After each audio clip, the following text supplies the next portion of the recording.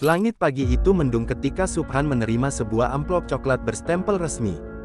Ia membukanya dengan tangan bergetar, membaca setiap kalimat dengan saksama. Surat panggilan pengadilan itu menyebutkan namanya secara jelas, meminta dirinya hadir sebagai pihak yang harus beradu argumen dengan Gibran di depan hakim. Subhan menelan ludah, dadanya bergemuruh. Ia mencoba menenangkan diri, meyakinkan bahwa pengalaman panjangnya dalam dunia perdebatan akan membuatnya unggul. Di ruang kerjanya yang penuh dengan buku hukum dan dokumen usang, Subhan menyusun strategi. Ia menyiapkan tumpukan berkas, catatan, dan kutipan undang-undang yang akan ia gunakan untuk menekan lawannya. Dalam benaknya, kemenangan sudah terbayang.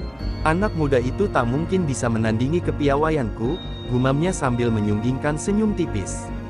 Namun, rasa gelisah yang samar tetap membayang, membuatnya beberapa kali menghela napas panjang. Kabar persidangan itu cepat menyebar.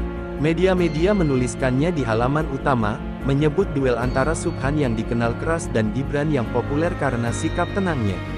Publik menduga ini akan menjadi tontonan sengit. Bagi Subhan, perhatian besar dari masyarakat justru menambah beban. Ia merasa harus menang, bukan hanya demi dirinya, tetapi juga untuk menjaga reputasi yang sudah ia bangun bertahun-tahun. Malam sebelum sidang, ia hampir tak bisa tidur. Matanya terpaku pada tumpukan berkas di meja. Sesekali ia berdiri, berjalan mondar-mandir, lalu kembali duduk, memeriksa catatan lagi dan lagi. Jam dinding berdetak lambat, seolah mempermainkan kegelisahannya. Dalam hening malam itu, ia sempat bertanya dalam hati, apakah semua persiapannya cukup menghadapi Gibran yang dikenal licin dalam berdebat.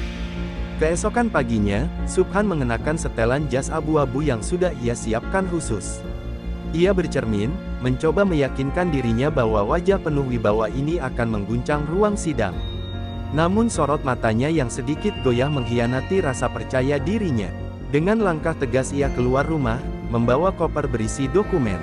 Di luar, beberapa tetangga hanya melirik singkat, seolah tahu bahwa hari itu akan menentukan masa depan Subhan. Sepanjang perjalanan menuju pengadilan, pikirannya berkecamuk. Ia mengulang-ulang argumen dalam hati, membayangkan bagaimana Gibran akan menjawab, lalu ia balas dengan lebih keras.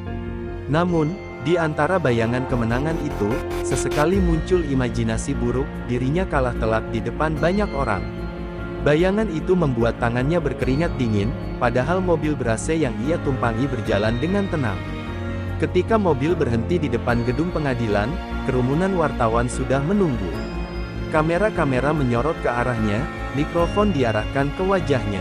Subhan menegakkan bahu, tersenyum seolah tak terganggu, lalu berkata singkat, "Saya siap membuktikan kebenaran."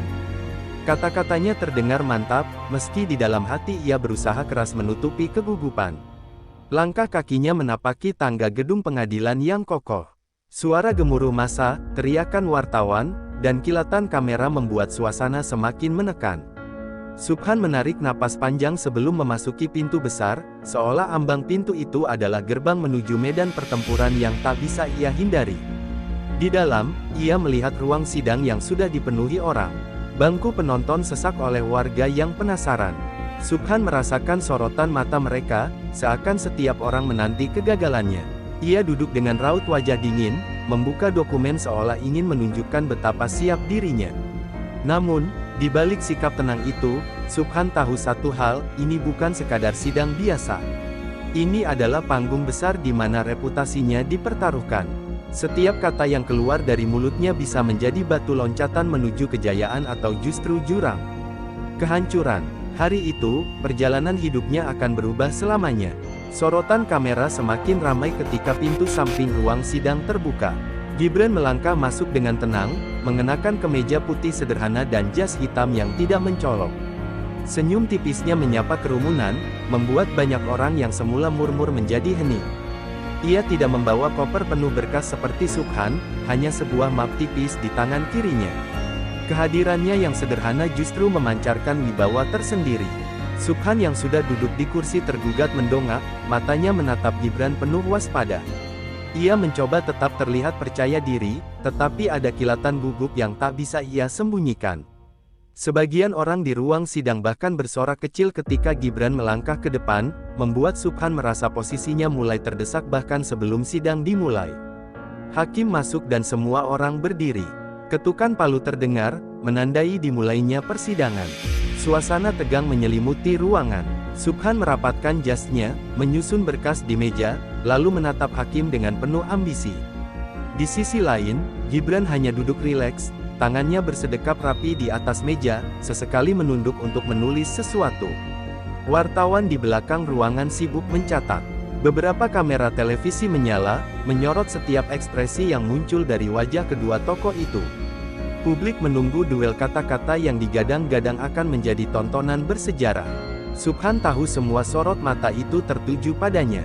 Ia harus membuat gebrakan pertama yang mampu mengguncang keyakinan lawannya.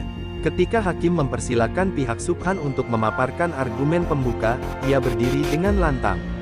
"Yang mulia, hadirin sekalian, hari ini saya berdiri untuk menegakkan kebenaran yang selama ini coba ditutup-tutupi," ujarnya dengan suara bergetar namun penuh semangat.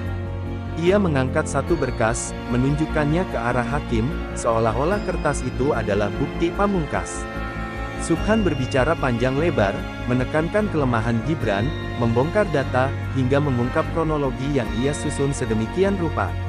Tangan kanannya bergerak lincah, menunjuk-nunjuk ke arah lawan, sementara tangan kirinya menggenggam erat dokumen. Setiap kalimatnya dibungkus emosi, membuat sebagian penonton bertepuk tangan, meski Hakim segera menenangkan mereka. Namun, semakin lama ia berbicara, semakin jelas terlihat ketegangan di wajahnya. Beberapa kali ia mengulang kata yang sama, mencoba menegaskan poin yang sebenarnya sudah disampaikan.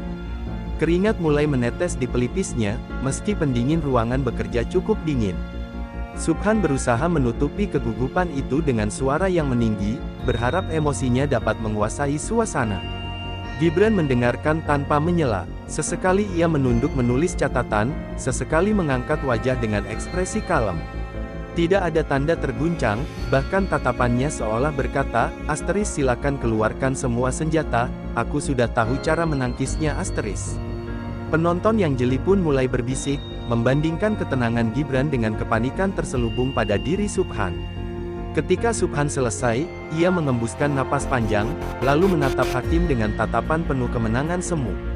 Ia yakin paparannya cukup untuk membuat lawannya terguncang. Tetapi begitu Hakim mempersilakan Gibran menanggapi, suasana perlahan berbalik. Gibran berdiri dengan tenang. Suaranya tidak lantang, tapi jelas dan tegas. "Yang mulia, izinkan saya meluruskan beberapa hal," katanya sambil membuka map tipis di tangannya. Hanya dengan beberapa lembar kertas, ia mulai membongkar kelemahan dalam argumen Subhan, menyingkap celah-celah yang luput diperhatikan. Suaranya stabil, tidak terburu-buru, membuat setiap orang di ruangan bisa mencerna kata-katanya dengan mudah. Penonton yang semula terpukau pada Subhan, kini bergeser memperhatikan Gibran dengan penuh konsentrasi. Setiap sanggahan terasa menusuk, setiap kalimat mengandung logika yang sulit dibantah. Wajah Subhan memucat sedikit demi sedikit, tangannya menggenggam erat meja. Ia merasa serangan balik itu jauh lebih tajam daripada semua serangan yang ia lontarkan. Sorot kamera kembali berpindah, menangkap wajah Subhan yang mulai kehilangan kendali dan wajah Gibran yang tetap teduh. Pertarungan kata baru saja dimulai, tetapi publik sudah bisa menebak kemana arah angin berembus. Bagi Subhan, momen ini adalah peringatan bahwa jalan menuju kemenangan tidak semudah yang ia bayangkan. Hakim mengetukkan palu sekali lagi, meminta suasana ruangan tetap tenang. Subhan masih berdiri di kursinya, mencoba menjaga raut wajah agar terlihat berwibawa. Ia berusaha menepis bayangan buruk yang mulai menghantui pikirannya setelah mendengar sanggahan awal Gibran. Ia sadar, jika tak mampu mengendalikan situasi, dirinya akan tergilas oleh arus simpati yang mengarah kepada lawannya. Gibran melanjutkan penjelasannya, kalimat demi kalimat terurai dengan ritme yang rapi. Ia tidak hanya membantah poin-poin Subhan, tetapi juga menyelipkan fakta baru yang membuat banyak orang tercengang. Sesekali ia menunduk, membaca catatannya, lalu kembali menatap Hakim dengan penuh keyakinan. Publik semakin terdiam, seolah tidak ingin melewatkan satu kata pun. Subhan menghela napas berat, lalu mencoba menginterupsi. "Yang mulia, apa yang ia sampaikan hanyalah permainan kata," serunya lantang, berharap bisa mengganggu ritme Gibran. Hakim menoleh dengan alis terangkat, namun tetap memberi kesempatan Gibran melanjutkan. Tindakan Subhan justru membuat penonton mulai berbisik, menilai bahwa ia sedang kehilangan keseimbangan. Wartawan di bangku belakang sibuk mengetik cepat, melaporkan jalannya sidang yang semakin panas. Kamera televisi terus menyorot wajah kedua pihak. Di layar kaca, pemirsa menyaksikan kontras yang jelas, Subhan dengan emosi membara, sementara Gibran tetap tenang, seolah sedang berbicara di ruang diskusi biasa, bukan dalam pengadilan yang menentukan. Ketika Gibran menutup pernyataannya dengan kalimat singkat, "Fakta tidak bisa diputarbalikkan," tepuk tangan kecil terdengar meski segera ditegur oleh hakim. Suasana ruangan makin condong berpihak pada dirinya. Subhan merasakan dadanya sesak, seolah seluruh dokumen yang ia bawa hanya sekadar hiasan tanpa bobot. Tak ingin kehilangan momentum, Subhan kembali bangkit dengan nada suara yang lebih tinggi. Ia membuka lembar-lembar bukti, menunjukkannya satu persatu. "Lihatlah, Yang Mulia, inilah bukti nyata yang tidak bisa disangkal," teriaknya. Kertas-kertas itu ia kibaskan ke udara, membuat beberapa orang mengernyit karena cara penyampaiannya tampak berlebihan.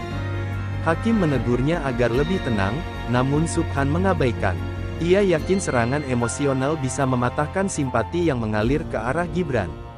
Tetapi semakin keras ia bicara, semakin jelas celah kelemahan yang ditangkap lawannya. Gibran hanya tersenyum tipis, lalu menuliskan sesuatu dengan tenang di kertasnya, seolah menyiapkan balasan berikutnya.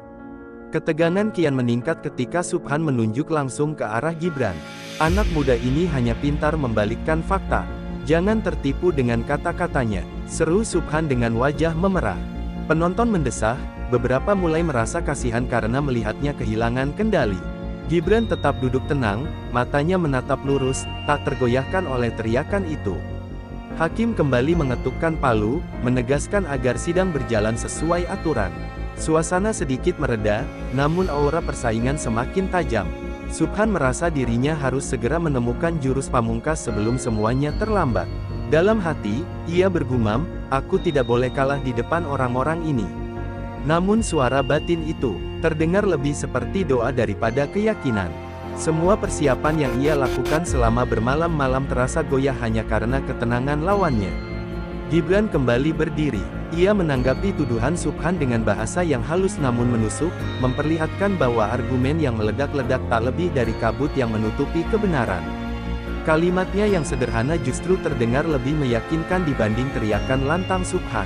Ruang sidang semakin panas, bukan karena teriakan, melainkan karena publik menyaksikan bagaimana seorang yang datang dengan tumpukan bukti bisa perlahan kehilangan pijakan di hadapan lawan yang hanya bermodalkan ketenangan dan strategi.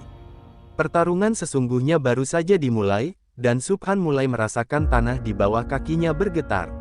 Ketika suasana kembali tenang, Gibran maju selangkah, berdiri tegap di hadapan hakim. Sorot matanya teduh, namun kata-kata yang keluar dari mulutnya tajam seperti pisau.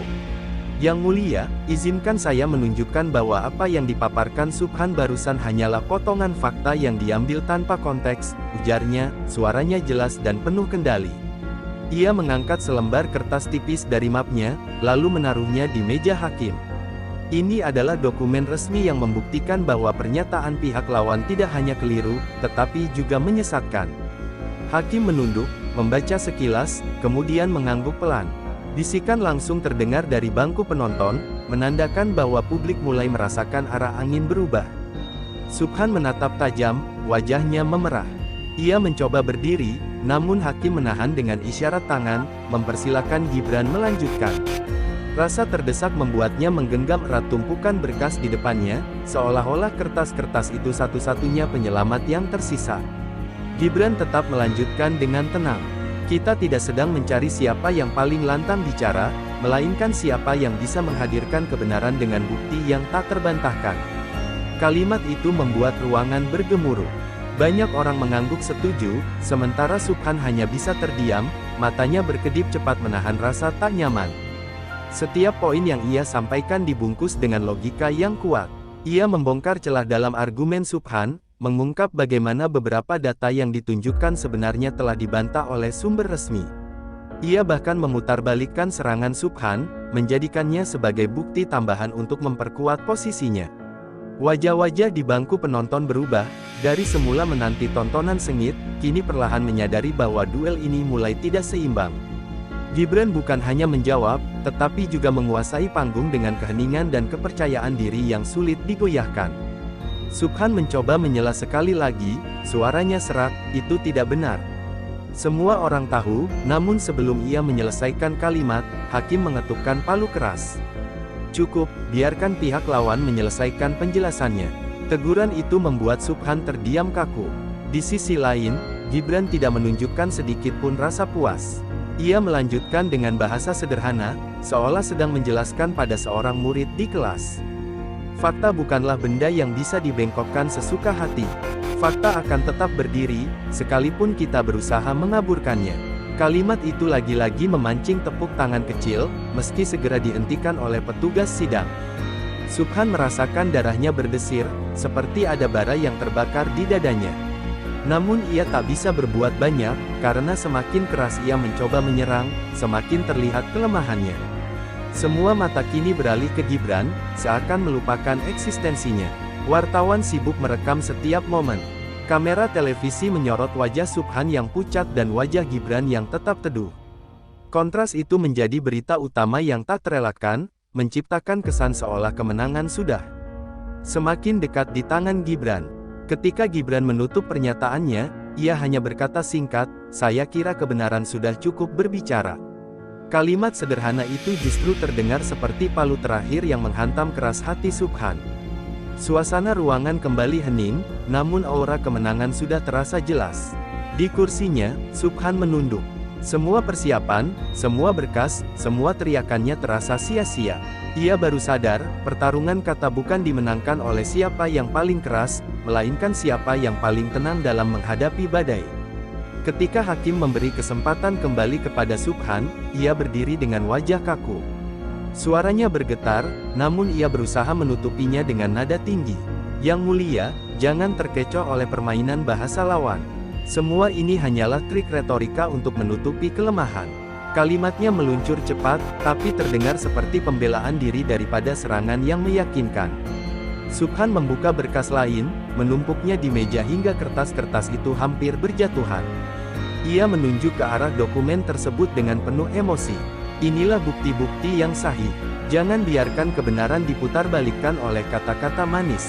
Namun ekspresinya yang terlalu meledak justru menimbulkan kesan bahwa ia sedang terjebak dalam rasa panik. Penonton mulai gelisah.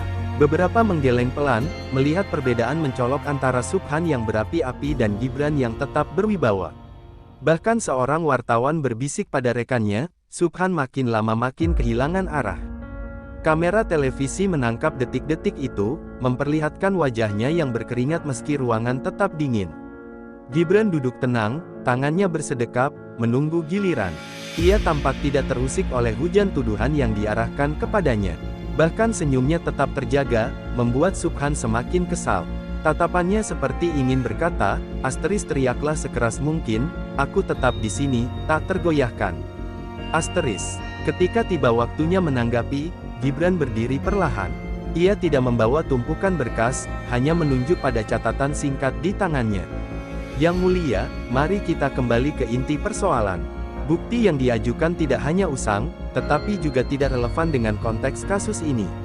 Suaranya tenang, namun justru karena ketenangan itu, setiap kalimatnya terdengar lebih tajam. Ia menjelaskan satu persatu kelemahan dokumen Subhan, bahkan menunjukkan bahwa beberapa di antaranya berasal dari sumber yang sudah lama dibantah. Hakim menunduk memperhatikan, sementara penonton mulai bertepuk tangan kecil tanpa sadar. Subhan tertegun, wajahnya semakin memucat. Pernyataan keras tidak menjadikan sesuatu benar, lanjut Gibran, menatap langsung ke arah Subhan. Yang menguatkan kebenaran adalah konsistensi bukti yang tak terbantahkan. Kalimat itu membuat suasana ruang sidang senyap, seakan semua orang tengah mencerna maknanya. Subhan menggertakkan gigi. Ia mencoba kembali menyela, tapi suaranya serak, tak lagi segarang sebelumnya. "Itu semua manipulasi. Jangan percaya padanya." Namun ucapannya justru terdengar lemah, seperti jeritan seseorang yang kehilangan pijakan. Hakim kembali mengetukkan palu, menegaskan agar kedua pihak mengikuti aturan. Cukup, biarkan argumen disampaikan sesuai giliran. Teguran itu semakin menurunkan wibawa Subhan di mata publik. Di bangku penonton, bisikan semakin ramai. Banyak yang mulai yakin bahwa Subhan berada di ujung tanduk. Ia datang dengan membawa koper penuh dokumen, tetapi justru terlihat semakin rapuh di hadapan lawan yang hanya bersenjatakan ketenangan dan logika. Wajah Subhan menegang, keringat menetes dari pelipisnya. Ia menunduk, memandangi kertas-kertas yang berserakan di meja, seakan mencari jawaban di sana. Namun semua yang ia lihat hanyalah lembaran-lembaran tak berdaya. Sementara itu, Gibran berdiri tegak, tubuhnya memancarkan keyakinan yang membuat banyak orang percaya, arah kemenangan semakin condong kepadanya. Di balik semua itu, Subhan merasakan satu hal yang menghantam keras, ketakutan. Ia sadar, bila tidak menemukan cara baru, ia akan benar-benar kalah di depan seluruh negeri. Ketukan palu menggema 3 kali, membuat ruang sidang hening seketika. Hakim menegakkan tubuhnya, matanya menatap bergantian ke arah Subhan dan Gibran. Sidang telah mendengarkan seluruh argumen dan bukti yang diajukan, ucapnya dengan suara berat. Semua orang menahan napas, menanti kalimat berikutnya yang akan menentukan arah cerita. Subhan meremas jemarinya di bawah meja. Keringat dingin terus mengalir, meski ia berusaha menyembunyikan rasa gelisahnya. Dalam hati, ia masih berharap hakim memberi celah, sekecil apapun, agar ia bisa mengklaim kemenangan. Namun tatapan hakim yang tajam membuat harapan itu goyah. Pihak Subhan telah menyampaikan argumen dengan semangat, namun banyak yang tidak relevan dengan inti perkara. Bukti yang ditunjukkan pun sebagian besar tidak memiliki kekuatan hukum, kata hakim sambil mengetuk berkas di hadapannya. Kalimat itu menusuk telinga Subhan, seolah seluruh ruangan bergema menertawakannya. Sementara itu, hakim beralih menatap Gibran. Pihak Gibran menyajikan argumen yang jelas, terstruktur, dan didukung data valid. Penjelasan yang diberikan lebih mampu menjawab pertanyaan inti sidang. Suara hakim semakin mantap, dan banyak orang di bangku penonton mulai berbisik penuh antusias. Subhan mencoba berdiri, ingin menyela, namun hakim langsung mengangkat tangan. Cukup, tidak ada interupsi. Keputusan ini final. Teguran itu membuatnya terduduk kembali, wajahnya memerah menahan amarah yang bercampur rasa malu. Palu diketukkan sekali lagi. Dengan ini, pengadilan memutuskan argumen Gibran dinyatakan lebih kuat dan berlandaskan hukum. Subhan dinyatakan kalah dalam perkara ini. Ruangan pun pecah oleh riuh rendah suara, beberapa orang bahkan bertepuk tangan meski segera diingatkan oleh petugas. Gibran menundukkan kepala, menerima keputusan dengan sikap sederhana. Ia tidak tersenyum lebar, hanya mengangguk sopan sebagai tanda hormat. Sementara Subhan menutup matanya sejenak, merasa seluruh dunia runtuh menimpa dirinya. Wartawan segera berdiri, kamera berputar, merekam detik-detik kekalahan yang tak bisa terbantahkan. Wajah Subhan terpampang jelas, penuh kelelahan dan kekosongan. Semua sorot kamera menekankan satu hal, ia datang dengan keyakinan besar, namun pulang tanpa kemenangan. Di sisi lain, beberapa pendukung Gibran menyambut putusan itu dengan sorak kecil yang tertahan. Mereka tahu, kemenangan bukan diraih dengan suara keras, melainkan dengan konsistensi dan ketenangan. Sosok Gibran yang berdiri tegak di tengah hiruk-pikuk itu menambah kesan bahwa ia memang layak mendapatkannya. Subhan menunduk, menutup koper berisi dokumen yang sejak awal ia banggakan. Rasanya kertas-kertas itu hanya beban tak berguna. Ia menggenggam gagang koper erat-erat, seolah menyalurkan semua kekecewaannya ke benda itu. Langkah-langkah kecil terdengar ketika hakim meninggalkan ruangan, diikuti keheningan berat. Semua mata masih tertuju pada Subhan yang tak bergeming, menahan harga diri yang telah tercabik. Ia sadar, tak ada lagi ruang untuk pembelaan.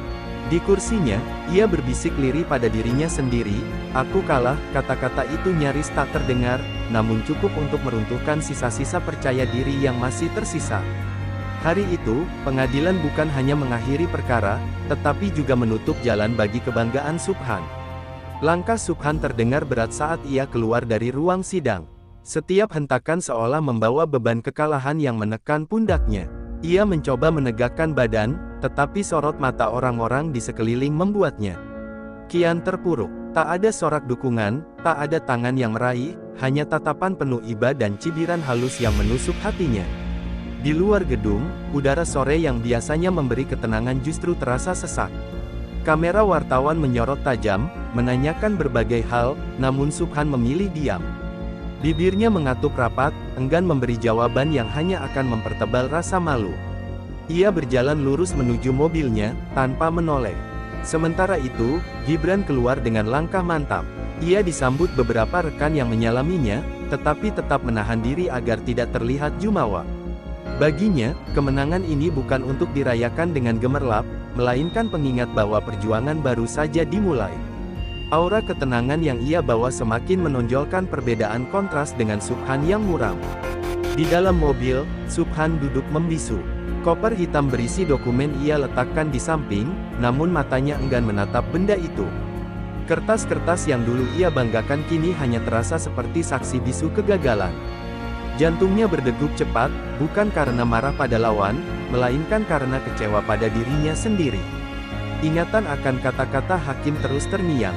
Bukti tidak relevan, argumen tidak terarah, semua itu berputar seperti gema yang tak mau pergi. Ia mencoba memejamkan mata, berharap bisa melupakan, tetapi kenyataan justru semakin jelas menamparkan. Telepon genggamnya berdering, namun ia membiarkan panggilan itu berlalu. Ia tahu banyak orang menunggu penjelasan darinya, tapi apa yang bisa ia katakan? Bahwa ia kalah telak, bahwa semua keyakinan yang ia bangun hanya rapuh di hadapan logika lawan. Lidahnya keluh, pikirannya kacau. Perjalanan pulang terasa sangat panjang. Jalan raya yang ramai justru seperti lorong sepi baginya. Subhan menatap keluar jendela, melihat kendaraan berlalu lalang, namun pikirannya melayang jauh. Ia merasa dirinya seperti sosok yang asing di tengah keramaian, seseorang yang kehilangan arah. Sesekali ia mengepalkan tangan, menahan dorongan untuk melampiaskan amarah. Namun yang tersisa hanyalah rasa hampa. Bagaimana mungkin ia berteriak ketika dirinya sudah jatuh tanpa daya? Semua kejayaan yang ia bayangkan sebelum sidang kini sirna, tergantikan bayangan dirinya yang dipandang sebagai pecundang. Sampai di rumah, ia disambut sepi. Tak ada keramaian, tak ada orang yang menunggu dengan kabar gembira.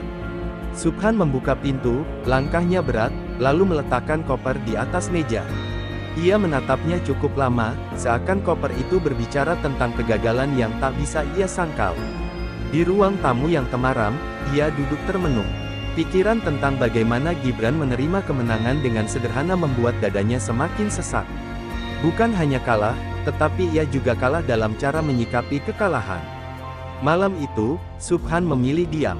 Tidak ada pernyataan ke publik, tidak ada pesan singkat pada pengikutnya. Hanya kesunyian yang menemani. Namun di balik hening itu, ada satu janji yang ia bisikkan pada dirinya, ia akan kembali, entah kapan dan dengan cara apa, untuk menebus luka harga diri yang tertoreh hari ini. Namun untuk saat ini, ia hanyalah seorang yang pulang tanpa mahkota, membawa beban yang lebih berat daripada sekadar kekalahan di pengadilan, beban rasa malu pada dirinya sendiri.